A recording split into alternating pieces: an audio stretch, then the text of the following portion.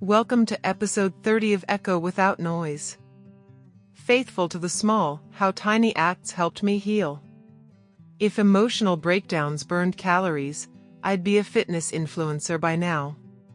But instead, I got a messy bookshelf, a tired body, and a mind full of self-doubt. There was a time when everything felt like it was falling apart. Not dramatically, no explosions, no dramatic music. Just the slow kind of unraveling that happens when you're trying to be everything to everyone and forgetting to be anything to yourself. I am a mother of two, showing up physically, emotionally, intellectually. Teaching lessons, folding laundry, answering questions, solving tantrums, and trying to hold space for everyone's needs. And yet, at the end of each day, I felt like I'd failed. Not because anyone told me I had, but because I couldn't shake the feeling that I should have done more.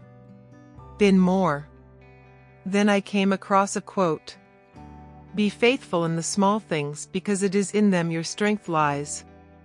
It stopped me. Not because I understood it, but because I didn't. What were the small things? A clean shelf? A well-taught lesson? A moment of silence between chaos? I didn't know. But I was desperate enough to try. So I started small. A podcast while folding laundry.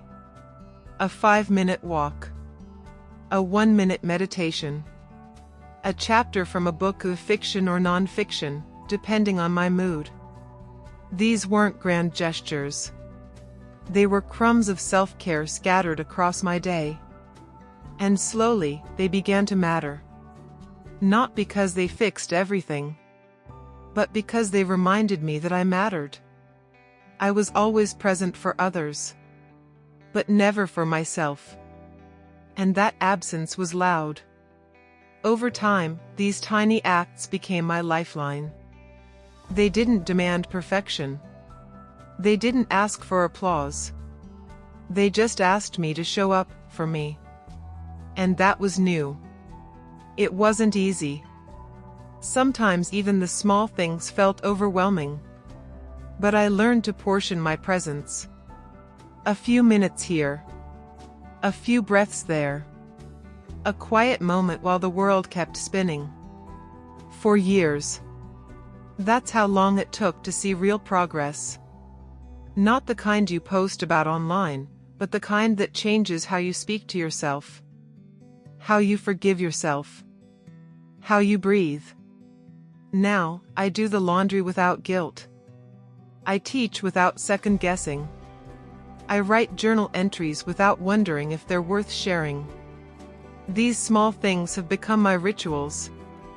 My quiet rebellion against overwhelm.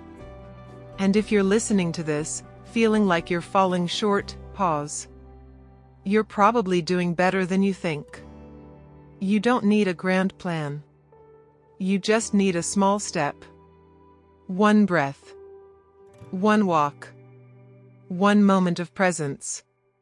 Be faithful to the small things. They're not small at all.